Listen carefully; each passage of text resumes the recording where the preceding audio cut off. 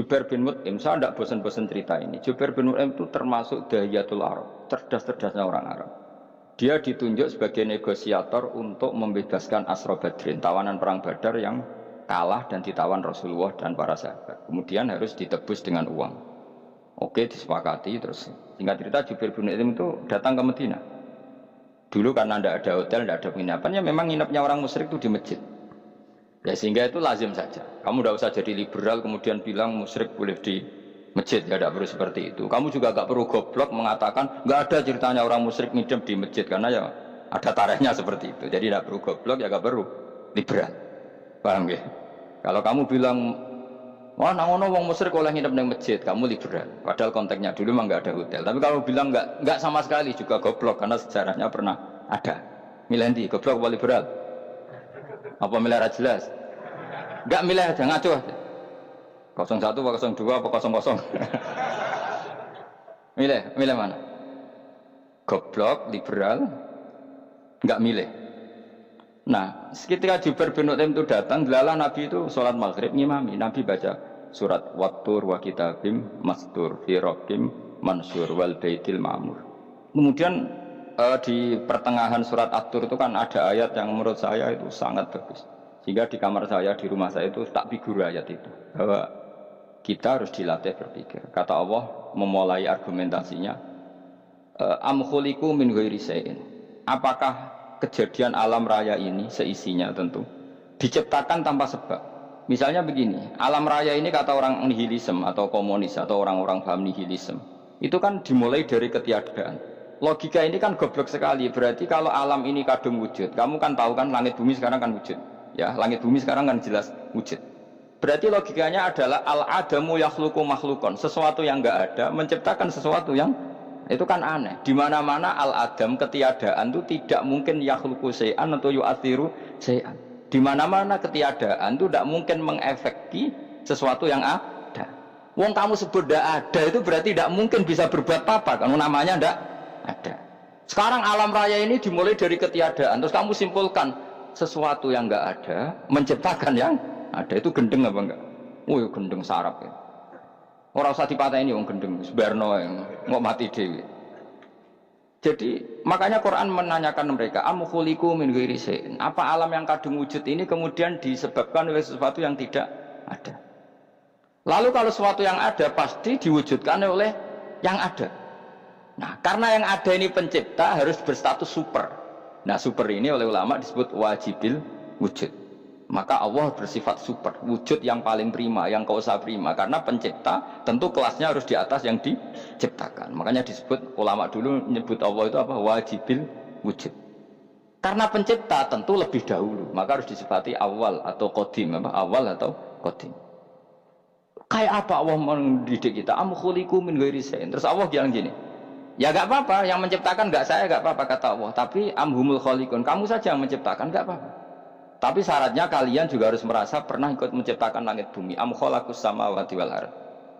Jadi gak apa-apa kamu merasa Tuhan, gak apa-apa. Yang penting kamu merasa ikut nembok langit, ikut ngecor apa? Langit. Ya pokoknya ikut bikin. Terus kata Allah bala yukinun, kamu tak suruh merasa menciptakan langit bumi, kamu juga gak merasa iya. Memang ya mereka merasa ndak kan? Akhirnya Jubair bin Mut'im saking enggak kuatnya. Am khalaqus samawati wal ardh balla yuqinun amindahum khuzun. Sama Allah dibombardir seperti itu. Dia datangi Rasulullah, ya Muhammad, logika itu tidak meninggalkan akal saya. Matarok tali akli nasian. Akal saya habis Muhammad. Saya iman saja. Saya tidak cukup punya logika untuk melawan argumentasi ayat yang kamu baca. Saya iman saja. Terus iman. Makanya kalau ada logika nihilisme bahwa sebelum alam ini adalah ketiadaan, lalu pertanyaannya bagaimana mungkin ketiadaan menciptakan yang ada? Di mana-mana ketiadaan itu la yu'atsiru syai'an wa la yakhluqu syai'an. Jenenge wae tiada. Tiada itu ya enggak ada fungsinya, ya enggak ada efeknya, enggak ada prestasinya. Ya pokoknya namanya enggak ada ya enggak ada. Nah, ini penting saya utarakan. Terus di sini Allah mengulang lagi, enggak apa-apa yang lainnya kamu katakan Tuhan jadi mitra saya enggak apa-apa. Tapi tolong kata Allah aruni madza khalaqu minal ardi, tunjukkan ke kami prestasi dia ikut bikin bumi. Kita tahu misalnya Yesus Isa lahir di bumi. Bumi sama Yesus dulu mana? Dulu bumi, dia lahirnya di bumi. Lalu dia melata di bumi jalan-jalan. Kemudian dia mengatakan ini bumi Tuhannya saya. Jadi bumi kok enak, dhisik aku sih. Tua aku sih, bodoh-bodoh pangeran aku dong. Lebih apa? Tua. Jadi Allah itu gampang sekali. Nah sekarang orang iman itu kuat semua. Makanya ndak wali-wali. Imane mbek Allah taklid, njaluke aneh-aneh, njuk bojo ayu, sugih, jabatan. Bela Allah secara hujah aja nggak pernah, sudah minta. Makanya ini kita ini hidup di zaman saraf massal. Lho kalau njaluk pangeran akeh-akeh kuwi, coba kamu bela Tuhan tuh pernah bela apa? Bela Tuhan tuh gampang dengan argumentasi al-hujjah yang supaya agama ini tamkin fil ard, benar-benar mapan dalam logika. Yaitu tadi di mana-mana yang namanya sebab itu amrun wujudiyun, di mana-mana sebab itu sesuatunya harus wujud. Paling tidak kita sudah menolak nihilisme. Apa? Nah, nihilisme. Lah wujud karena wujud awal harus berstatus prima. Lah prima itu dalam bahasa ulama disebut wajibil wujud. Makanya ulama dulu ngelatih kita itu pertama Allah itu siapa? Zat sing wajibil wujud. Itu satu filosofi yang luar biasa. Nah, kemudian setelah itu ada setan-setan kecil yang nganggur, yang iseng. Nah itu nggak usah kamu perhatikan. Tinggal delok TV, ngopi, terus tinggal nyate kelata. Enggak setan pingsan deh. Sokor-sokor stres deh. Dugaan saya setan saya gue pingsan, kurang gizi. Karena memang setelah itu setan goda gini. Lalu sebelum Allah jangan-jangan ada wujud yang lain. Lalu Allah sendiri awal mulanya gimana? Kata Nabi, jika ada pertanyaan seperti itu kamu harus berhenti. Tinggal delok TV atau tinggal minta ngejelok dangdutan. Ya kalau kepeksa ya apa-apa, kelasem ae. Saya tidak menghalalkan tapi kan sudah kamu lakukan. Karena itu lebih baik ketimbang pertanyaan filsafat. Banyak orang yang dulu sholat ketika sekolah filsafat tidak sholat. Alasannya sampai menemukan jati diri itu Tuhan. Dan itu bahaya sekali karena Nabi berkali-kali bilang kamu jangan mikir tentang Allah pasti rusak. Orang kok mungkin rusak dari Nabi pasti rusak. Nah cara menghentikan gimana? Karena setan ini makhluk, akal-akalannya gampang. Tadi tak warai, saya sebagai ulama atau sebagai manusia atau sebagai orang awam atau sebagai siapa saja kadang ada pertanyaan seperti itu. Tak tinggal anggeling dharma, kan pusing setan. Ini kan ngenteni. Wah, ngenteni bar lo anggeling dharma. Bariku aku lesu mangan mie. Bar mangan mie waret turu. Kan dia ngenteni terus mau bikin was-was lagi. Ternyata saya sibuk kan enggak bisa masuk deh. Bangun tidur aku selali pertanyaan tadi. Dinteni. Nah, dia masuk lagi aku sibuk ngajak anak jalan-jalan. Jadi saya kalau jalan-jalan di pasar itu wis enteni tan santai wae. Itu memang resep dari Rasulullah. Jangan sampai orang terjebak filsafat yang sampai menanyakan eksistensi Tuhan. Dan dia tidak mau iman, tidak mau sholat, tidak mau puasa sampai menemukan Tuhan itu siapa. Itu jelas minas syaitonir rajim, itu perilaku setan. Makanya Rasulullah setiap ditanya sahabat gitu itu Nabi guyu-guyu. Dan guyunya Nabi itu kata Nabi, baguslah kalau kamu takut Tuhan kalah kata Nabi. Nabi gojok gitu. Maka ada ulama yang punya seni berargumentasi yaitu Imam Ghazali. Jika setan tanya kamu lalu sebelum Allah jangan-jangan ada wujud yang sebelum Allah. Kata Imam Ghazali, ya itu saja yang Tuhan, yang Allah ini enggak jadi Tuhan. Ya berarti wujud sebelum Allah itu yang benar-benar Allah. Kalau kamu bayangkan lagi, jangan-jangan sebelum itu ada wujud lagi. Ya itu saja yang benar-benar Allah. Sehingga tetap Allah itu menang terus. Paham ya? Yang jelas jangan sampai didahului Adam. Karena kalau didahului Adam lebih ngeri lagi. Karena sesuatu yang enggak ada menciptakan yang ada. Itu lebih buruk lagi menurut akal. Menurut apa akal? Nah, daripada kamu nggak salim Imam Ghazali, tinggal saja ndelok tadi ndelok sinetron. Ndelok yang lucu aja. Ndelok sing lucu-lucu. Ndelok apa? Mencari Tuhan. Pokoke sing aneh-aneh, sing goblok-goblok, sing lucu-lucu, sing perane wong apa? Lha saya sering diprotes saya. Gus Salim jenengan kok sering ndelok sinetron sing ana dialog wong goblok-goblok. Wong goblok ku menarik cara kula. Apa ya? Cara pandangnya di luar dugaan saya karena kula berkali-kali lho kalah wong goblok. Jadi makanya ini tak cerita nih beberapa kali ini jari Gus Wak cerdas berkali-kali kalah sampai goblok. Ada seorang santri itu ingin dibelikan bapaknya itu sepeda motor. Bapaknya wong desa, senengane rumah sapi wedhus. Lah menurut saya ya orang tuanya itu mampu lah, sangat mampu untuk beli itu. Pak mbok ditukokno mawon wong sepeda motor. Kata bapaknya, "Anakku nu jog mondok tak goblok, Gus." Wong njaluk kok sepeda motor, njaluk mobil ora ya goblok. Lah kok goblok, Pak? Jenenge donya iku Gus, sing lahirno donya kok sapi iku ndek anak, wedhus ndek anak jenenge donya. Di mana-mana jenenge donya sing lahirno donya. Iki donya kok mangan donya. Mergo motor iku kan tuku bensin, mobil. Iku cara dekne iku goblok Gus. Batin berarti kabeh kiai goblok perkarane tuku donya sing ngentekno donya. Cara dene donya iku sing lahirno donya. Kok pinter iki. Untungnya ya saya ini ulama ya, ahli tafsir ya malu. Saya kalah itu ya malu. Tapi saya sebagai orang objektif fair, itu teori benar apa? Jadi donya iku ya sing lahirno donya. Donya kok mangan donya iku goblok. Untungnya dia dengan saya itu jaraknya 5 kilo 7 kilo karena tinggi. Lala dia diterkon sepeda motor, tapi tetap mau kalah. Pak, nanti jalan kaki saja. Karena kalau pakai motor ini kegoblokan kata saya. Terus mendingan nih, loh Gus mau kalah tadi.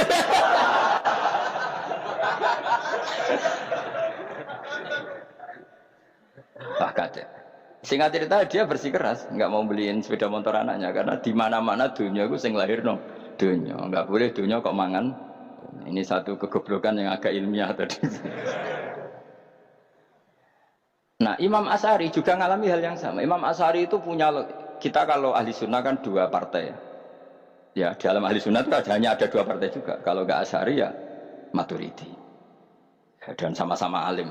Ya kalau terpaut ya paling 5%, 7% ya. Kealimannya Asy'ari dan Maturidi. Imam Asy'ari itu bikin logika yang jelimet seperti saya sekarang ini, logikanya jelimet tapi permanen. Jadi yang saya ajarkan tadi itu logika yang jelimet tapi apa? Permanen. Karena tadi alam raya ini kadung wujud. Kalau kadung wujud pasti pewujudnya yang menciptakan wujud pasti adalah kewujudan. Karena al-adam la yu'athiru syai'an. Di mana-mana kenihilan tidak yu'athiru syai'an. Ya sepakat ya, gampang kan? Tentu wujud ini prima disebut wajibil wujud. Lalu Imam Asy'ari itu bersikeras. Kalau imanul muqallid itu tidak diterima. Terus banyak yang keberatan ulama, tapi Nabi nyatanya yaktafi bi imanil Arab al khalina anin nadzur. Nabi nyatanya mencukupkan imannya orang-orang Bedui yang mereka itu kayaknya tidak bisa mikir. Ya, Nabi yaktafi bi imanil Arab itu wong desa al khalina anin nadzur yang mereka itu tidak bisa apa? Berpikir. Singkat cerita Imam Asy'ari survei. Coba ayo kita tanya orang-orang kampung. Ternyata kegoblokan orang kampung itu ya ilmiah, masyhur itu. Imam Asy'ari saja harus belajar dari wong awam, wong goblok-goblok. Kita kok ingin ya Badawi bima arafta rabbak. Kowe kok iman be Allah itu bima arafta rabbak. Lalu kamu tahu Tuhan kamu atas nama apa? Dengan logika apa? Jawabnya enak. Al-ba'ratu tadullu 'alal ba'ir wa atharul aqdam yadullu 'alal masir. Angger ana tletong ya ana ontane. Angger ana bekas delamaane wong ya ana sing bar liwat. Jadi misalnya ada bekas teracak anjing, berarti anjing habis liwat. Ada bekas apa ular ya berarti ular harus liwat. Ada bekas tercak manusia ya berarti manusia habis liwat. La wa hadzal alam atharun min athari qudratillah. Alam iki bekas mesti ana sing gawe. Jadi Mas Ari pinter juga mesti logikane gak jelimet tapi memang agar ana tletong ana sapine. Ana teracake wong berarti ana sing bar liwat. Dene ngomong gampang wa atharul aqdam ya dulu alal masir. Nah, terus Imam Asy'ari habis itu ngendikan, ya sudahlah dengan logika apa saja, meskipun karena zori hadal Arabi, sebagaimana cara berpikir Bedui ini, sementing ada apa ada ya natur apa saja. Misalnya orang ahli matematika mungkin bilang angka dimulai dari 1. 0 itu akal-akalane Khawarizm. Mergo dekne kebingungan nulis 10. Tapi tetap angka itu dimulai dari 1. Kalau misalnya 1 untuk mecah kesulitan ya harus dimulai 0,1. Tidak bisa 0 tok. Jadi 0 dulu itu untuk mematahkan kalau jumlah itu tidak sampai 1. Tapi faktanya jumlah itu kan pasti 1 karena dimulai dari wajibil wujud. Khawarizm itu ya pintar matematika. Saya juga punya ilmu hisabnya Khawarizm. Itu kan dia karena kebingungan angka pecah. Misalnya 1 tidak sampai 2. Mau tidak mau harus ditulis 1,5 misalnya. Paham ya? Lalu kalau sebelum 1 tetap dia harus 0,5. Lalu hakikat 0,5 itu kan bagian dari wujud apa bagian dari Adam? Tetap bagian dari wujud. Jadi 0,5 itu kan khayal kuliah. Tak warai ya. Mungkin saya ada ahli matematika ala wong kampus, tapi saya tahu Kang, ala Islam itu lebih gampang. Misalnya gini. Sesuatu itu kadung kamu putuskan itu satuannya 1. Tentu ketika separuh kamu katakan baru separuh. Tapi sebetulnya ketika satuan itu kamu katakan 10, yang separuh itu sudah 5. Itu kan terserah sing bagi, no? Terserah sing bagi. Ya iya dong, misalnya 1 juta, 5-nya artinya apa coba? 500.000 kan? Sekarang kalau 100.000, 5-nya jadi berapa? 50. Kalau 1,5 jadi Nah itu kan terserah satuannya apa? Tapi tetap dari 0,5 itu tetap menunjuk sesuatu yang wujud, yaitu 5-nya sebetulnya apa? 5 yang separuh tadi. Paham sih kalau maksud? Tetap nggak bisa sesuatu dimulai dari apa? 0. Nah, makanya kata Abdul Hamid Khan kalau dalam mendidik tauhid, itu gampang saja tadi. Alam raya ini kadung maujud, kalau kadung maujud pasti disebabkan oleh sesuatu yang wujud. Karena wujud pencipta harus berstatus prima. Lah prima ini atau premium ini kita sifati wajibil wujud. Atau kamu katakan apalah kausa prima atau musabibul asbab. Nah kelirunya kita dalam berislam itu, kritiknya para ulama, kita ini nyebut Allah dulu baru menceritakan status Allah. Kalau zaman Nabi itu dibalik. Status wajibil wujud itu kita terangkan dulu, baru yang oleh Islam itu namanya Allah. Paham ya? Kan beda, misalnya gini logikanya gini, kamu ketemu orang ateis, saya ulang lagi, kamu ketemu orang ateis, terus kamu ditanya, lalu alam ini yang menciptakan siapa? Allah Jalla Jalaluh. Mesti kan tanya, man huwa Allah, Allah itu siapa? Kalau dulu Islam mengajarkan nggak gitu. Surat pertama turun apa coba? Iqra. Iqra itu nggak nyebut kata Allah. Iqra bismi rabbika. Rabbika itu siapa? Alladzi khalaq. Sebutlah nama Tuhan. Yang berhak menyandang Tuhan adalah zat yang pencipta. Itu tidak ada kata Allah. Di surat Mudatsir, surat kedua, ya ayyuhal mudatsir kum fa'anzir wa rabbaka fakabbir. Bukan Allah fakabbir, wa rabbaka fakabbir. Sehingga cara berpikir gini dibalik. Sebutlah Tuhan kamu. Tuhan itu siapa? Yang berstatus Tuhan adalah zat yang berstatus pencipta. Nah, lalu pencipta ini oleh Islam dinamai Allah. Kalau orang ateis kamu langsung bilang Allah, man huwa Allah, berarti pertanyaannya Allah itu siapa? Lalu kamu jelaskan Allah adalah pencipta, Allah adalah wajibil wujud. Tentu lebih gampang kamu terangkan. Makanya Al-Quran menerangkan amukhuliku min ghairi syai'in. Maknanya saya di sini maknanya ya Allah. Apa? Allah. Apakah mereka diciptakan tanpa pencipta? Tentu setelah Islam tahu itu namanya siapa? Allah. Paham ya? Kalau balen malih. Jadi sebetulnya Quran itu ngajari kita itu ilmu mantek yang luar biasa. Misalnya ya Yuhanna su'budu siapa? Rabbakumul ladzi khalaqakum walladzina min qablikum. Sembahlah Tuhan. Tuhan itu siapa? Pencipta kamu dan pencipta orang-orang sebelum kamu. Lalu Tuhan ini oleh Islam dinamai Allah. Tapi kalau langsung kamu bilang ke orang ateis atau orang Uni Soviet, Allah itu Tuhan, Allah itu siapa? Sebab itu di beberapa ayat dijelaskan dulu status Allah. Sifatnya Allah, keakhasan Tuhan. Yang dikatakan Tuhan adalah zat pencipta. Kalau tidak pencipta berarti tidak Tuhan. Sekarang Yesus pencipta bumi apa enggak? Enggak, karena dia lahir sudah di bumi. Begitu juga Fir'aun. Fir'aun itu kalah telak sama Nabi Musa gara-gara logika ini. Ketika Nabi Musa ditanya Fir'aun, "Wama Rabbul Alamin?" Lalu Tuhan itu siapa? Kata Musa, "Rabbus samawati wal ardi." Yang menuhani langit dan bumi. Jadi Fir'aun, "Enggak, ma'alim tulakum min ilahin wairi." Saya jalan-jalan kemana-mana yang dikatakan Tuhan oleh masyarakat saya. Nah, kurang ajar Fir'aun. Terus kata Musa, "Ya Tuhanku yang di langit." Terus manggil Haman Mesir, ya Haman ibnili sorhalla ali abluhul asbab samawati fa'attali ila ilahi Musa. Haman, bikinan saya piramida yang tinggi, aku akan lihat Tuhannya Musa. Ada enggak di sana? Padahal misalnya munggah tenan di pangeran ra iso didelok kan repot Nabi Musa. Wah parah ya, nggak piramida nginceng pangeran teprak itu kan. Akhirnya Musa pakai logika. Ya sudah gini saja, Rabbukum wa rabbu abaikumul awwalin, yang menuhani nenek moyang kamu yang dulu-dulu. Oh itu langsung Fabuhita Fir'aun. Fir'aun itu kaget sekaget-kagetnya. Dan para penggawa Fir'aun sadar. Wah kalau Fir'aun yang Tuhan, babanya tanpa Tuhan. Kan Tuhannya balita kan gitu kira-kira. Tuhannya balita. Tuhannya barulah. Itu kan jadi logika yang mematikan. Kalau Fir'aun Tuhan berarti babanya dulu yang wujud itu tanpa Tuhan. Karena Tuhannya barulah. Ini ada Tuhan kok datang terlambat ini kan. Akhirnya para punggawanya Fir'aun iman, macam gendeng ya, Fir'aun itu gendeng. Itu pentingnya logika Rabbukum wa rabbu abaikumul awwal. Nah sekarang orang tuh nggak belajar logika. Iman bi Allah orang mantep ning ati, ijek iso diguncang setan, jalukane wis aneh-aneh. Jaluk swarga, jaluk gak mutu ya. Gak mutu.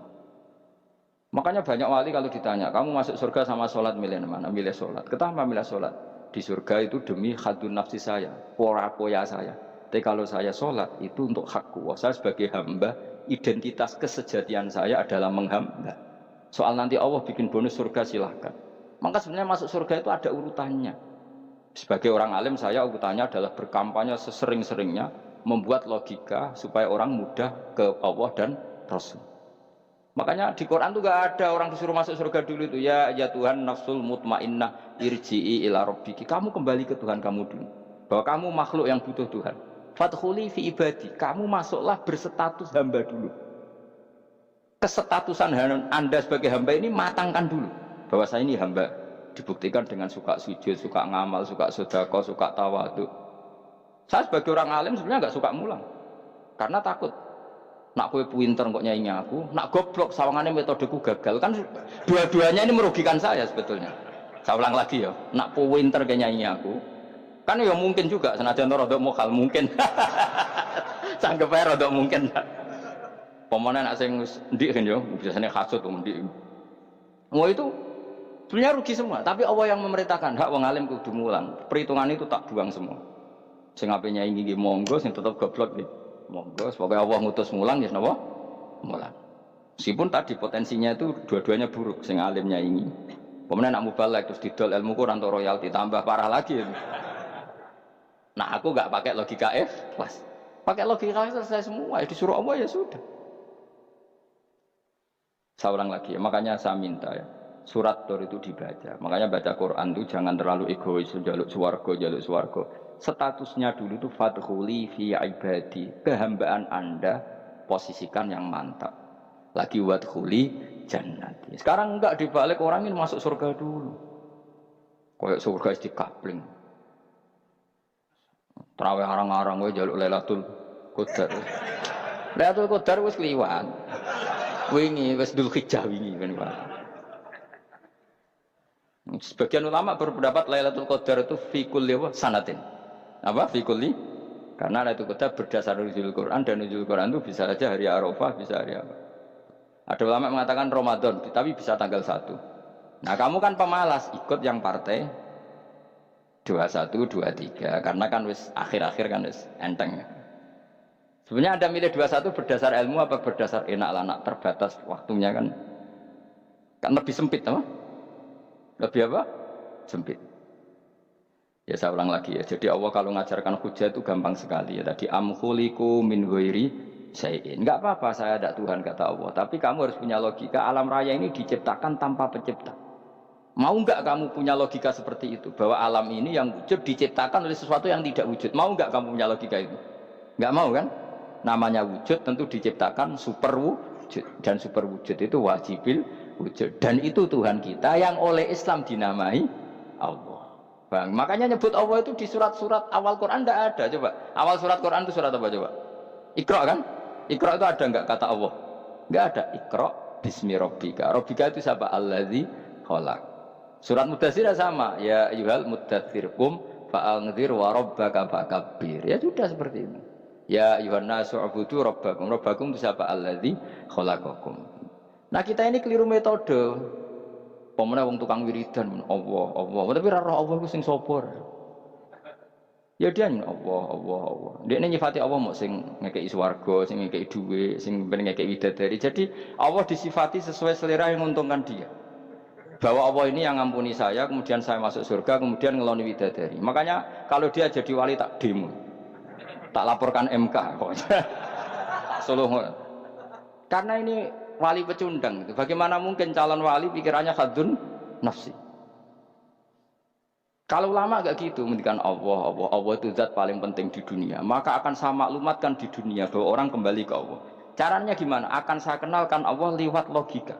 Caranya apa? Kita sifati wajibil wujud. Kita sifati rabbukum wa rabbu abaikumul awal. Dengan sifat-sifat yang semuanya mengarah ke dikjayaan Allah Subhanahu wa taala. Iku jenenge kowe bener-bener ulama. Iku disebut bal wa ayatum bayyinatun fi suduril ladzina utul ilm. Makanya ulama itu orang yang luar biasa sampai disebut innama yakhshawaha min ibadil ulama. Ahli ibadah itu rapati wedi pangeran. Masuk wiridan istighfar nangis itu rapati wedi pangeran, gayane tok nangis. Karena sebenarnya dia nangis itu diram mlebu swarga. Mlebu swarga gak iso ngloni. Dari itu aja orientasinya itu. Makanya benar Kanjeng Nabi nak gojlok orang alim satu itu lebih utama dibanding 1000 ahli ibadah. Bahkan Nabi pernah ngendikan sangat ekstrim. Fadlul alim alal abid ka fadli ala adnakum kata Nabi. Keutamaan orang alim dibanding ahli ibadah itu sebagaimana kelas saya kata Nabi dibanding kelas terendah kalian. Padahal Nabi dengan Abu Bakar saja jaraknya sangat jauh. Itu kata Nabi fadlul alim alal abid ka fadli ala adnakum. Keutamaan orang alim dibanding orang abid sebagaimana keutamaan saya dibanding sahabat paling rendah. Karena tadi abid itu ada oportunisnya. Tapi kamu jangan benci abid ya. Karena kamu ya orang alim orang abid. Saya saja yang ngeritik, saya yang tanggung jawab di depan Allah. Orang abid itu kadang kan wiridan nganti nangis, pikirannya apa coba? Wis rasakno mungkin apa wiridan pikiran aja di sepuro dosane, terus apa kan? Mlebu swarga, terus apa kene swarga aku takok. Jadi aku takok ayo sing ape mlebu swarga apa kegiatan? Rencana pertama ya, Pak. Terus gak usah munafik biasa wae. Mau inna ansa'na apa? Insya ayo kalau harus jujur apa jujur. Bandingan kalau orang alim. Orang alim itu ketika nyebut Allah itu iri ya Allah. Kenapa di dunia ini ada makhluk lain yang menandingi engkau? Saya tidak ridho. Kenapa di dunia ini ada syarik orang yang dimitrakan seperti engkau? Maka orang-orang alim ini ingin memaklumatkan bahwa la syarika lak labbaika wa huma lak baiklah syarika lak innal hamda wa ni'mata laka wal mulka la syarika lak. Sehingga para nabi itu memaklumatkan itu. Engkau saja yang Tuhan ya Allah. Semua nikmat dari engkau, semua kepemilikan ini milik engkau. La syarika lak labbaik. Dimaklumatkan ke dunia. Innal hamda wa ni'mat itu dimaklumatkan. Enggak ada kepikiran mereka masuk surga. Karena mereka ingin memaklumatkan bahwa Allah ini yang Tuhan. Sama tak ceritani Nabi Ibrahim jadi Khalilur Rahman, rumang samu kakan wiridan kaya kowe ndak. Wiridannya Nabi Ibrahim sama sampean mungkin banyak sampean. Karena sampean banyak kepentingan tadi. Wali-wali dulu kalau wiridan itu tidak sebanyak sampean, ndak. Tak jamin ndak. Pemene maca lelo yang 10.000 ndak biasa wiridannya. Tapi khosyahnya sama Allah luar biasa. Pertama Nabi Ibrahim diangkat jadi khullah. Khullah itu ya Khalilur Rahman itu. Itu dia wiridannya gini. Ya Allah, innahu la yahzununi alla ara ahadan fil ghairi ya'buduka ghairi. Alla ara ahadan fil ardi ya'buduka ghairi. Sama saya hafal tadi. Memang saya hafalkan. Ya Allah, saya ini susah sekali. Kenapa zat sepenting engkau kemudian yang menyembah engkau hanya saya? Ini tidak fair. Makhluk yang enggak penting saja punya umat. Makhluk-makhluk yang enggak penting aja jadi pusat perhatian. Misalnya artis atau presiden atau gubernur atau tokoh top. Semuanya jadi presiden. Padahal semuanya itu makhluk yang enggak sepenting engkau. Ini zat yang sepenting engkau. Kemudian yang tahu kalau engkau penting hanya saya, ini tidak fair. Nangis deh. Nangis. Ini tidak fair. Innahu la yahzununi alla ara ahadan fil ardi ya'buduka ghairi. Saya ini susah Gusti, susah sesusahnya. Zat sepenting engkau kemudian yang tahu kalau engkau penting itu hanya saya. Wah ini tidak fair. Loh, coba kalau orang mencintai sesuatu kan gitu. Misalnya kita bojo ayu kemudian wong liya kabeh darane elek, mangkel ora? Mangkel gak? Kamu beli Alphard. Kamu kira itu mobil mewah. Kemudian orang nyejajarkan podo mbek keri, mangkel gak? Semua kenikmatan tuh kita nikmat karena itu diakui ya enggak? Wes gunane apa kaya ndek Alphard gawa ning Gunung Kidul. Terus wong darani ngono iku padha mbek keri ya mbek kejangke mangkel ora kira-kira. Enggak penting mewahnya ini tetap butuhnya pengakuan. Coba misalnya kamu jadi presiden hidup di dunia orang sufi. Sing darane wong penting wong soleh hari sujud ora kakuati ke teko di Barno. Karena itu dihormati situ hanya orang apa soleh. Kakuati gak? Oh kakuati kan. Atau kowe dadi artis top teko ning daerah Gunung Kidul mung desa-desa terus diundang lek.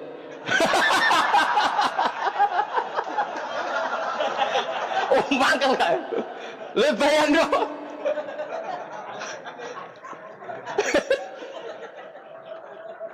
Oh, kamu menteri top, menteri BUMN barang dolan itu iso diundang le. Matus walang le ngono. Oh semua kan. Karena orang keren itu butuh pengakuan apa? Wes misalnya di bojo ayu terus wong liya kabeh darane elek mangkel gak? Sebetulnya orang merasa nikmat itu karena pengakuan. Bayangkan andaikan orang itu melihat Alphard itu tidak wow. Orang punya Alphard gagah enggak? Oh enggak gagah. Kalau orang lain enggak bilang apa? Oh. Ya mau misalnya di goning desa terus orang desa nganggap kamu model tepak terus saya mau badhe numpang wedhus kula angsal Pak. Kagak hati. Habis kan. Makanya branded itu harus dimaklumatkan. Nah itu bayangkan Nabi Ibrahim. Zaman itu ada Raja Namrud yang dipuja-puja, ada orang kaya dipuja-puja. Kemudian engkau yang Tuhan, pemilik langit bumi, nggak ada muja-muja engkau, ini tidak fair ya Allah. Nangis. Orang kok kowe eling pangeran sak jam, swarga Gusti. Dasar gak bakat wali. Terus saya itu pernah kangen Nabi Ibrahim itu sampai nangis, dan itu saya tidak berdoa. Semua yang terkait Nabi Ibrahim itu saya baca. Mulai surat Quran, tafsir tentang Ibrahim. Dan sampai saya di Kudiro, di Takdir Allah pernah ziarah ke makamnya Nabi Ibrahim. Itu saya hampir gak pernah doa. Saya isek. Ya karena tadi. Ketika Nabi Ibrahim nangis-nangis gitu, ya Allah ini tidak fair. Engkau zat terpenting di alam raya ini, kemudian gak ada menuhankan engkau, gak ada perhatian sama ini, tidak fair. Susah sekali, karena yang tahu engkau Tuhan itu saya dok. Masyhur itu sama Allah. Karena Ibrahim nangis-nangis itu, terus sama Allah diterbangkan ke langit.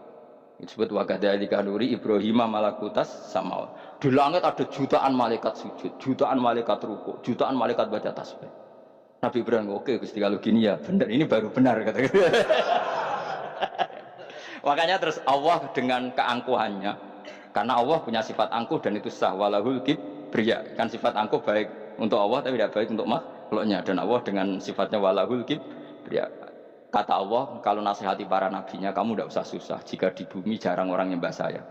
Innalladzina 'inda rabbika yusabbihuna lahu bil-laili wan nahar wa hum la yasamun. Kamu tenang saja. Orang yang di sana di langit-langit itu maksudnya para malaikat itu bertasbih siang dan malam. Wa hum la yasamun, dan mereka tidak berhenti-henti, tidak bosan-bosannya bertasbih. Jadi Nabi itu baru terhibur kalau yang diidolakan itu keren. Itu Nabi, itu wali. Itu wali kutub, itu wali. Kamu enggak nyebut Allah itu. Sebenarnya kamu kan enggak ingin kan bangun malam ingat Allah. Berhubung utamu akeh. Terus Allah mbok libatno, mbok nyaur kan sebenarnya itu. Kamu ingin jadi bupati. Sebenarnya kamu enggak kangen Allah. Kamu ingin jadi bupati. Terus Allah mbok jak koalisi kan gitu. Terus malam-malam Allah, ya Allah ini hambamu ya Allah minta ini. Sebenarnya kamu kangen Allah apa kangen keinginan kamu? Terlalu menyindir banyak orang ya. Maksudnya ini cerita saja. Ya sudah, ini kayaknya kok banyak yang tersindir, tapi ini kan ngaji. Yang ngaji itu harus naik kelas. Ya sudah, tidak usah diteruskin, kok banyak yang tersinggung itu. Ya sudah, tidak usah diterusin. Walau akhidu mau mengalap sapa Allah anas saya manusa bima lan perkara kasabukan nglakoni sapa anas. Minal maasi sing pira-pira maksiat. Mataro mongko ora ninggal sapa wa ta'ala dzuriha ing atase dhuwure arat ayil ardi minda batin saking kewan apa wae. Nasama tegese kewan tadubu kang melata pun sama alih ing atase arat. Kalau saja Allah ingin merusak manusia karena dosa-dosanya, pasti tidak disisakan beberapa sesuatu yang jadi kebutuhan manusia, termasuk dabam, dan enggak ada hewan, enggak ada tanaman, enggak ada apa saja di bumi, karena Allah ingin mengadab manusia. Tapi nyatanya di balik mereka maksiat tetap fasilitas kepentingan manusia ada, karena sifat ghafurnya Allah, sifat rahmannya Allah. Walakin yuakhiru tetapi ini ngakhirna sapa wa ing wong akeh ila ajalin tumeka maring batas musamman kang wis ditentokno. Yaumil kiamat tegese dina kiamat. Fa idza ja'a mongko nalikane teka apa ajaluhum ajale wong akeh fa inna wa mongko satuna wa ta'ala iku kana ana sapa wa bi ibadihi kan kaulan wa basiran dat sing mirsani. Fa ijazi mongko males sapa wa ing wong akeh ala amali ing atase wong ngamale wong akeh. Carane ngemales Allah tentu profesional atau prosedural bi isabatil mukminin kelawan ganjar wong mukmin wa iqabil kafirin dan nyiksa wong kafir. Ya jadi Quran itu gunanya ya membuat logika yang benar supaya orang itu menghindari kesalahan. Jadi menakut-nakuti itu kalau nggak harus tentang neraka, takut dari kesalahan, takut dari kebodohan. Kan kita juga takut kan punya pemimpin yang salah, takut punya kasus, takut kepleset. Ketakutan tidak harus dari neraka. Makanya saya berkali-kali bilang, saya sering dulu dinasihati Mbah Mun, hak enak ben alim, ojo sering maca tafsir, mari goblok dari Mbah Mun. Maksudnya mari goblok itu gini, mufassir itu manusia, kadang dia itu satu ayat umum, dia mendiktekan ke satu kasus, padahal kasusnya lebih umum. Makanya berkali-kali sama nani umpama ngene, contohnya ngene, karena nanti itu mengikat. Misalnya gini ya, saya ulang lagi ya, ben gayamu kayak wong alim.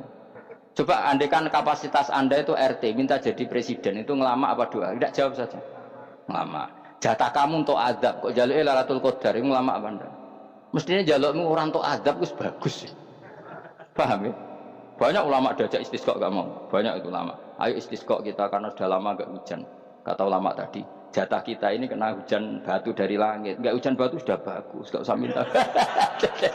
Lama macam-macam. Lah rai-rai ngene iki pantes entuk Lailatul Qadar apa entuk adab aja jawab. Ora entuk adab wis bagus. Ya dadi dongane ya Allah, ampun jenengan siksa la tu'akhidna. La tu'akhidna maknane njuk Lailatul Qadar kok ora disiksa. Ya makam kita itu masih Rabbana la tu'akhidna. Iku supaya gak disiksa innasina waktu kalau kita salah. Kowe kan gak kalau. Wah sudah salah. Jadi donga innasina waktu sange apikane pangeran wae ditambahin kalau kita salah. Kalau kita kan sudah tidak kalau lagi sudah. Sudah jelas salah berkali-kali lagi. Mbok wong diisin. Njulak jaruk Lailatul Qadar gak diisin. Tapi oleh wong pangeran apian. Pangeran kan tapi misalnya pangeran ora aku luwe apian timbang aku. Dadi sowe disahno permintaan. Tapi gak dikabulno. Mau disahno tapi ora usah disahno iku iman jalin jan goblok piye meneh macam-macam. Makanya doa paling fair itu ya Rabbana dzalamna anfusana wa lam taghfir lana wa tarhamna lanakunanna. Makom kita itu di sepuro pangeran. Sing bener donga traweh-traweh lho ning Tuban ning Jogja wis bener apa innaka afuwun karim tuhibbul afwa fa'fu anna. Ora ana guru-guru kita donga ya Allah anilna lailatul qadar ya Allah ka ana sarahku kiai kita ana ngajarno ngono ya Allah innaka afuwun karim tuhibbul afwa fa'fu anna. Jenengan kandat sing kathah nyepurane lan seneng nyepuro pun jenengan sepuro iku wis bagus sudah bagus. Ndelok lailatul qadar kresuk ndelok srengenge terus ndelok angin. Angger daerah Gunung Kidul banter terus ana-ana. Boy wong tahu diri, maksud kula nggih tetep minta Lailatul Qadar tapi tahu diri. Misalnya suwe bar sedekah, puasa bar salat 1000 rakaat terus utang mesti sahur. Sampai togo-togo sing mbok dolimi jaluki sepuro. Pas kowe tenan mergo ngrasa ora dolim nduk Lailatul Qadar. Tapi kira ngrasa ora dolim wis ujug sombong. Wong sombong ora berhak meraih. Lah terus piye Gus? Ora piye biasa wae, pokok biasa wae. Makom kita ora kena adab itu sudah luar biasa. Ora penuh adab piye. Wis ngene iki luar biasa, napa? Luar. Mbon nang ngandel kula. Wis ngene iki keadaan seperti ini terus. Soale dongane wae Rabbana la tu'akhidna in nasina wa akhtana. Itu jadi itu sudah luar biasa. Nah, ini kan teruskan dawuh Mbah Mun. Misalnya Allah bilang gini, fattaku, maka takutlah kamu. Biasanya mufasir ditambahi minan nar, maka takutlah kamu masuk. Sebetulnya yang perlu dihindari dari kita takut itu, takut salah, takut bodoh, takut terdolimi, takut mendolimi orang lain, takut hidup tidak ada gunanya. Tapi mufasir tentu milih yang populer. Takutlah kamu dari api neraka. Coba misalnya gini, kita nanti masuk surga. Kemudian zaman di dunia kita tidak pernah berkampanye ya atau berkontribusi untuk agama Allah. Cara saya itu izin. Kata Imam Malik, saya masuk surga, kemudian orang yang mencintai saya dan masuk surga itu saya malu. Rasulullah juga gitu. Saya sebagai pemimpin umat, saya malu masuk surga dan satu dari umat saya masih masuk neraka. Jadi ulama dulu tuh ketakutannya bukan sekedar masuk neraka, takut malu, takut bodoh, takut keliru, takut. Saya misalnya nanti masuk surga itu malu, andaikan saya tidak pernah ngajar tafsir Jalalain, malu saya. Karena katanya Allah, hak kenapa pun swarga, terus diberi swarga. Tapi kalau pernah baca tafsir Jalalain kan anak keren. Keren artinya saya pernah mengkampanyakan Quran, pernah mengkhidmai Quran, pernah ngitmai kitab engkau ya Allah. Saya pernah ngitmai umatnya Rasulullah, yaitu sampean kabeh. Pernah mulang, pernah sowan. Saya tiap bulan sowan jenengan gak sopan tapi. Mulane kira usah bales sowan rono malah ganggu aneh-aneh. Kadang santri yo pidol, wis diulang cek sowan. Orang tuh kiai kalau sudah di rumah tuh milik keluarga biar fair. Bermulang cek assalamualaikum. Terus kiai ini kagok keluargane ku kapan? Boyo mikir bocah ora karo-karuan. Jadi seneng ya di ilmu ini, seneng ya di ilmu. Saya ulang lagi. Ya. Nah, kata yang ditafsir itu sering tidak mengikat. Makanya kata Bangun, baca tafsir itu dikurangi. Maksudnya dikurangi itu bukan apa-apa. Maksudnya tadi kalimat yang ditafsir itu tidak mengikat. Yang mengikat itu yang kalimat di Quran. Nah, kalimat Quran itu umum, kenapa? Misalnya gini, Allah lalu gini. Ikdilu, kamu harus berbuat adil. Lalu adil itu misalnya mufasir menafsiri, adil itu menyamakan di antara dua orang konflik. Misalnya di MK 01 dan 02 dianggap sama, itu namanya adil. Itu kan dawai mufasir. Atau misalnya gini, Allah bilang gini ke saya, hak kena jadi kiai sing adil. Terus adil ditafsiri orang, adil itu menyamakan sesama murid, haknya sama. Nah, tapi bisa saja adil itu di luar itu semua. Misalnya gini, ternyata adil menurut Allah gini. Adil maknanya seimbang, apa? Adil itu maknanya apa? Seimbang. Lalu keseimbangan seorang hamba adalah dia ingat Allah lebih banyak. Karena ini bandul yang benar-benar nyata. Allah itu nikmatnya nyata. Sehingga ketika saya sebagai orang alim ingat saya alim itu karena Allah, dikasih ilmu Allah, dikasih cerdas Allah, dikasih semuanya dari Allah. Sehingga saya itu tidak merasa kumuluhur pada kalian karena semua ini dari Allah. Kemudian Allah sendiri yang memerintahkan, kamu harus mengajar. Maka saya ada arep-arep salam templek sampeyan, penghormatan sampeyan, apresiasi sampeyan karena saya hubungannya hanya dengan Allah Subhanahu wa Ta'ala. Itu namanya adil, meletakkan sesuatu proporsional. Itu juga adil. Makanya seseorang itu nggak bisa dikatakan abid selagi belum tahu kalau ibadahnya minallah. Jadi misalnya ke ibadah tok, ternyata kamu yakin itu ibadah kamu, amal kamu itu belum abid. Abid hakikat adalah alhamdulillah alladzi hadana li hada wa ma kunna linahtadiya laula an hadana. Ketika kita sujud yakin ya Allah alhamdulillah jenengan menakdir saya sujud. Saya sholat alhamdulillah engkau menakdir saya sholat. Sehingga minallah dulu, pikiran itu semua kebesaran kemendahan hari ini minallah dulu. Baru setelah minallah kita yakin billah. Setelah billah juga yakin ilallah. Misalnya gini ilallah. Setelah saya ngajar tafsir Jalalain, kepentingan saya satu. Hamba-hambanya Allah menjadi tambah mencintai Allah. Tidak mencintai saya, enggak penting sampean mencintai saya. Makanya Imam Syafi'i tiap ngajar bilang begini. Wadittu annal khalqa ta'allamu hadal ilma wala yahmadunani. Saya senang kalau kalian belajar fikih sama saya, tapi kamu tidak usah muji saya. Jadikan fikih ini alat taqarrub kamu kepada Allah. Itu namanya minallah wa ilallah. Itu adil.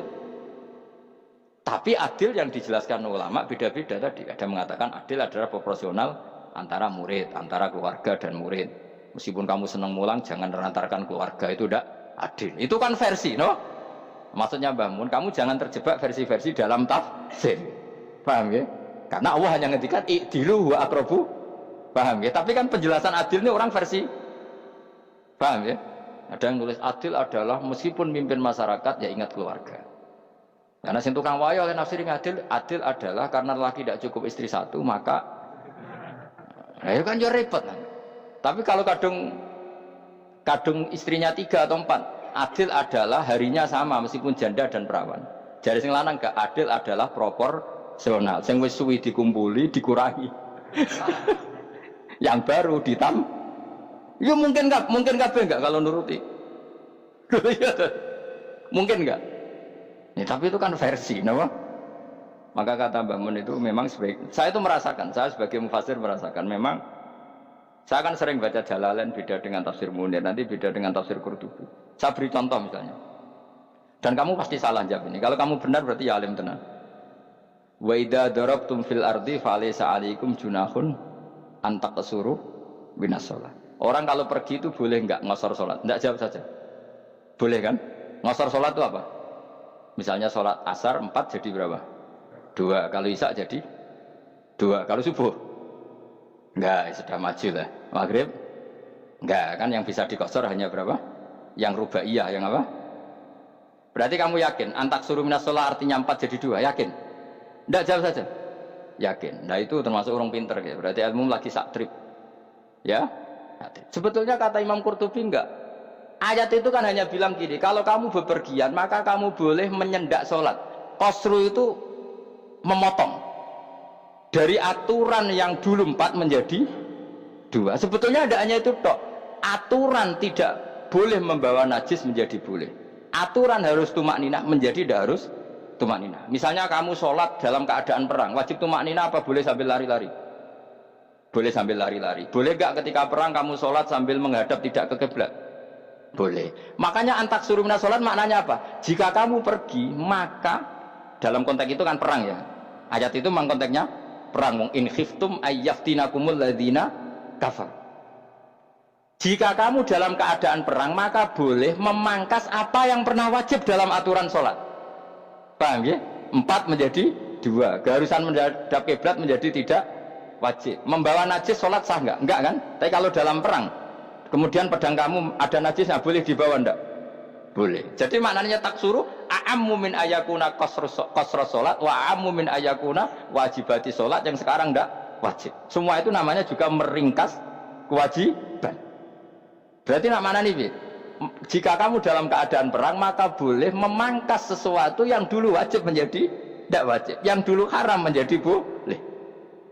Tapi mufassir mencontohkan qasrus salat hanya 4 menjadi 2. Dong ya.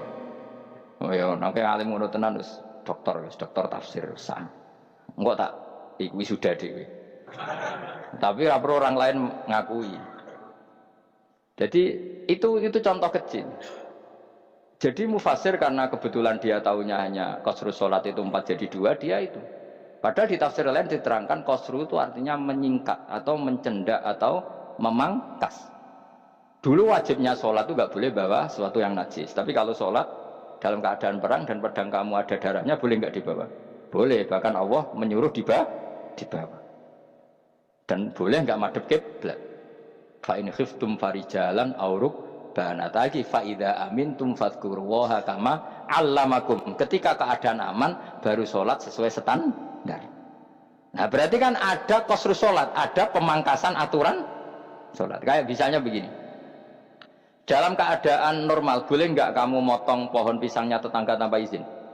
Nggak boleh kan? Tapi misalnya ada banjir bandang, kemudian kamu bisa selamat kalau motong itu wajib izin apa malah haram izin? Haram izin, harus kamu langsung potong, karena kalau tanpa begitu kamu dan yang punya wajib meridhoi. Kalau nggak meridhoi disalahkan syarak malah. Paham ya? Jadi ini penyolongan yang wajib. Tapi tak sebab potong kayak ngelangihin, terus gedangnya bepangan, itu berlebihan. Karena Allah memaklumi hanya untuk ngelangi.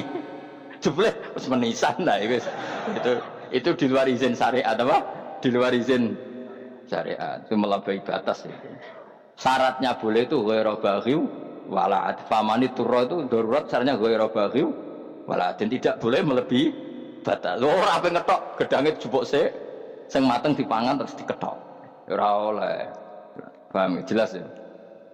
Makanya kalau ngaji tafsir ya saya kan berkali-kali ada makna di tafsir Imam Suyuti saya tambahi umpamanya ini. Maksudnya umpama itu supaya contoh itu tidak mengikat. Jadi yang disebut beliau itu satu dari sekian potensi ribuan contoh. Ya kayak tadi misalnya antak suruh minas sholat. Itu umumnya ulama membayangkan qasrus sholat yang 4 jadi 2. Padahal enggak, maknanya meringkas aturan dari wajib menjadi tidak wajib. Bahkan sebagian aturan itu dikatakan haram, tidak haram. Itu tadi misalnya bawa najis atau teman kamu mau dibaca orang kafir, terus kamu bilang, hei hati-hati, itu tidak batal kalau dalam sholat siddatil khauf. Paham ya? Jelas? Semaju lah. Malam terus likur, lelatul. Soalnya wis gumen be wong-wong itu, bingung ora ilmune wong-wong. Ma ungzira abahum elam yung daru tegese ora den kei wedi sapa ngangge fi zamanil fatrah ing dalam zaman fatrah. Ya sama seperti ini. Orang tidak mendapat ingdar itu fi zamanil fatrah, zaman enggak ada rasul. Tentu tidak hanya itu tok. Ada rasul tapi orang itu jauh dari komunitas ulama. Itu juga termasuk orang yang tidak mengalami ingdar. Jadi tidak mengalami ingdar bisa di zaman fatrah atau sudah ada rasul tapi dia jauh dari ulama atau jauh dari komunitas Islam. Itu juga komunitas yang tidak ngalami ingdar. Fahum mongko te wong akeh kaum iku ghafidun lali kabehane iman sing iman parustilan bener. Ya contoh paling gampang itu nak dawuh yai mesti bener itu loh. Kalau kamu ngaji tafsir Jalalain ya yuhan nasu budu rabbakum. An-nasu biasanya tafsirikan kufaru Mekah, napa? Padahal di situ nas semua manusia apa kafir Mekah? Semua manusia. Cuma konteks dulu karena Nabi orang Mekah dan zaman itu yang diberi peringatan orang Mekah, Imam Suyuti bilang kufaru Mekah. Lah seperti itu kufaru Mekah mengikat apa enggak? Enggak kan? Enggak, karena yang dituruni Quran ya kafatal linnas. Tapi ya nasu di Jalalain sering ditulis apa? Kufaru Mekah. Lah seperti itu tidak mengikat. Itu contoh saja, Pak. Contoh saja dalam konteks zaman itu. Paham ya? Jadi banyak, makanya tafsir itu enggak ngikat. Ya tapi yang ngomong gitu harus orang alim. Kalau kamu yang ngomong malah kacau. Kemudian ngomong sombong. Maksudnya kan manusia, saya juga manusia. Ngapain saya harus ikut? Ya sarap itu. Iku ora wis sombong saraf, no? Wis sombong saraf. Lakot hakot teman-teman fahum, lakot hakot teman-teman nyata apa alqaul wa potita. Ai wajib tegese wajib manane nyata al aksarin. Ing atase akeh-akeh wong bil adab. Lakot hak kok teman-teman dadi nyata apa alqaulu apa titah anane adab. Wajibat sing wajib apa adab ala aksari bil adab fa mung kote wong akeh la yuminu ora iman sapa akeh. Il aksaru tegese ute akeh wong ora iman. Zaman niku Mas. Ya maksudnya zaman niku. Tapi jengben nggih mboten ngerti. Tapi yang mungkin batu Isa itu semua orang iman, tapi ya banyak yang setelah iman itu tidak bermanfaat lagi karena wis napa? Matahari terbit dari napa? Barat. Hina la yanfa'u nafsan imanuha lam takun amanat min qabl. Inna saat temen ingsun jalna ga ingsun fi anaqihim. Ing dalem gulu-gulune wong akeh tak gawe akhlalan ing belenggu. Bi ayu dhamma gambar bi antu dhamma gambar ento dhewe kumpulno ilaha maring anak apa alai di tangan. Di anal gila karena saat menegil iku yajma'u iso ngumpul apa gil al yada ing tangan kal unuk maring geger maring napa gulu guri lho jenenge unuk. Wong Arab nak darani kene ku unuk, nak darani kene ku nakher. Ya jare wong Arab ya kene ki unuk, kene ki nakher. Lah gulun niku ngeten, tangan didakok teng napa? Napa? Gulu. Napa jenenge cidok niku cidok niku. Tengi guri. Bayam kote tangan ilaiti kumas muatun ting kumpulno ilal atqoni maring dagu. Niki lho jenenge dagu jam udaqonin bayam mustama'ul lahyan. Kumpulnya dua dagu atau dua wang nggih cumanan. Bahu mongko te wong akeh mukmahuna iku dadi bunder sapa wong akeh. Manane rafuna ngangkat wong akeh ruusaum ing sirahe wong akeh. Lastatiuna ora iso mampu sapa wong akeh khawdaha ing ngendhekno ruus. Menawa dhewe maksudi wa ta iki mutamsilun muk bayangan, muk tamsil gambaran. Mulane kula gumun be ulama riyen. Tak contohno ya, nek ulama dhisik utop, wong dhisik nak darani bun neraka digludungno. Wong kafir iso ben digludungno ning neraka. Iku ya pancen ngalim tenan wong dhisik. Mergo gambarane ngene, ora usah praktekno sampean, praktekno saiki wae. Nek praktekno sampean kowe ora sampean mlebu neraka. Dadi ngeten, wong nak lungguh ngene, wong Arab nak darani iki ason-ason. Terus ngeten. Ngeten. Niki kan niki jenenge dengkul. Dengkul itu kena dagu, terus tangan kena cidok. Dadi ngeten. Dadi wong wis dalam keadaan bunder. Paham ya? Lah malane malaikat karek nyaduk terus gludung-gludung ngono. Paham ya? Dadi mergo iku napa? Dengkul nemplek dagu, paham ya?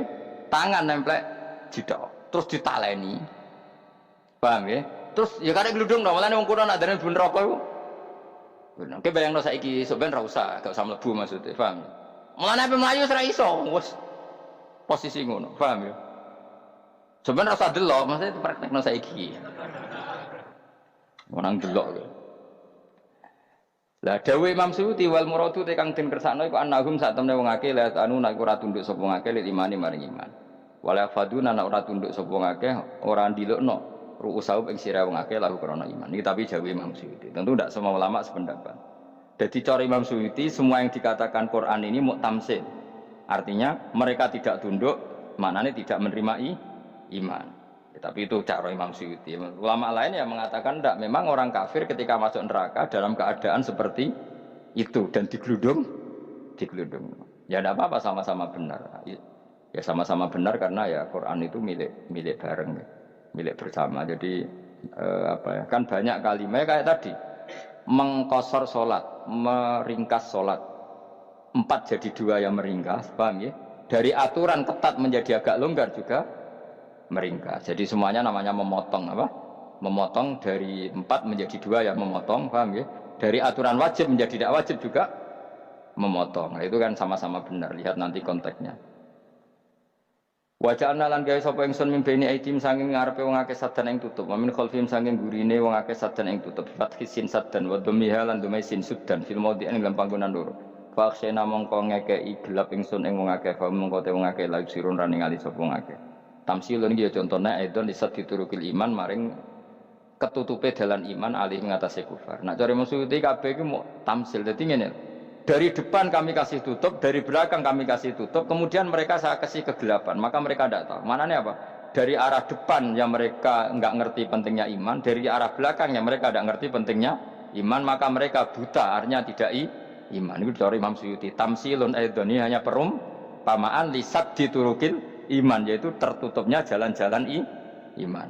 Tapi ulama lain mengatakan ya enggak, memang pernah ada peristiwa di mana orang kafir ngepung Rasulullah dan mereka dari depan matanya dihalangi, dari belakang dihalangi, sehingga ketika Rasulullah keluar mereka tidak melihat.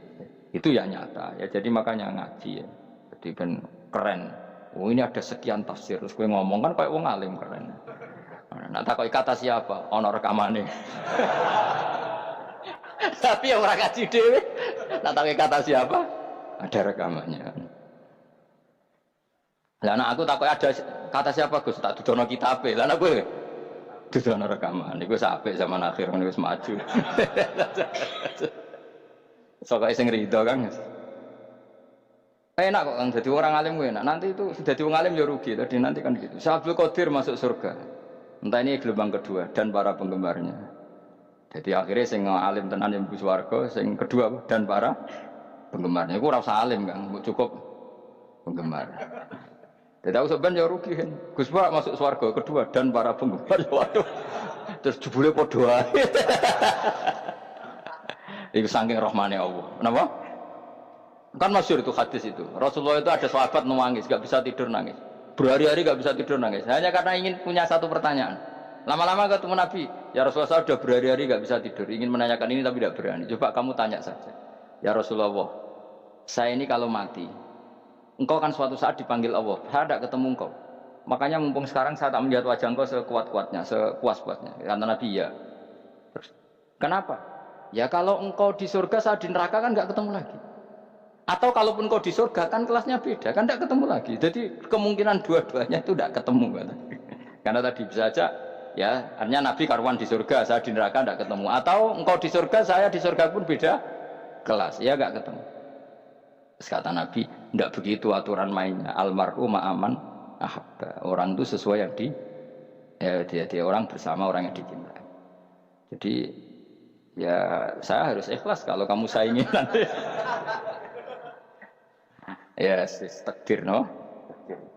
Wasawana ni padha uga ali ngatasi wong akeh angger tau te ngekek peringatan sira gumeng wong akeh tahqiq ilham zaiten angger ta. Wa dari saniyati alifan angger ta gumata sili ala nasil hamzah wa itu khali alifan wa kon alif binal musahalan dan hamzah sing ditasil wa ukhra lan ya wa tarqi lan tinggal itu khol. Amlam tungzirhum wong rak wis bakat kafir mbok elingno cek ra mbok elingno tetep la yu'minu ora gelem iman. Lah sing iman iku sapa inama tungziru mestine ngelingno sira. Maksude yan fa'u tegese manfaat iku ing daruka peringatan sira. Peringatanmu manfaat man ing wong ittaba kang anut sapa man atikra ing Quran tegese Quran. Wa khasyalan wedi sapa man ar-Rahman ing Allah Rahman bil ghaibi padahal ora roh pangeran. Ya khofa tegese wedi sapa wong ing Allah toh walam yara ora ningali sapa wong ing Allah. Nane bil ghaibi itu apa? Takut Allah dalam keadaan toh dia tidak melihat Allah lang. Mereka tak tafsiri bil ghaibi barang gaib. Barang gaib ning Indonesia terjemahannya hantu. Melihat alam gaib itu maknanya apa dalam bahasa Indonesia? Hantu. Mulane bil ghaibi ra tak terjemah, apa? Ya namanya ini wakosya lan di sapa wong ar-Rahman ing wasi Rahman bil ghaibi padahal dene ra roh langsung. Ya ora usah diterjemah ya. Terjemah dadi apa? Barang gaib malah repot. Fabasyiruhum mongko ngekeki berita gembira sira ing man bimaghfiratin kelawan pengempuranan wa ajrin dan ganjaran karimin kang terhormat. Orang yang seperti itu yang ngikuti Quran dan takut Allah itu layak mendapat maghfirah wa ajring karim wa ta'ala juru karim wal jannatu swarga. Inna satamna ingsun wa nahnu ya ingsun iku nuh nguripno ingsun al mauta ing wong sing mati libasi krana nafas. Wa naktubulan nulis ingsun fil lauhil mahfuz ma ing apa wae kodamu kang nglakoni sapa ngake fi hayatihim.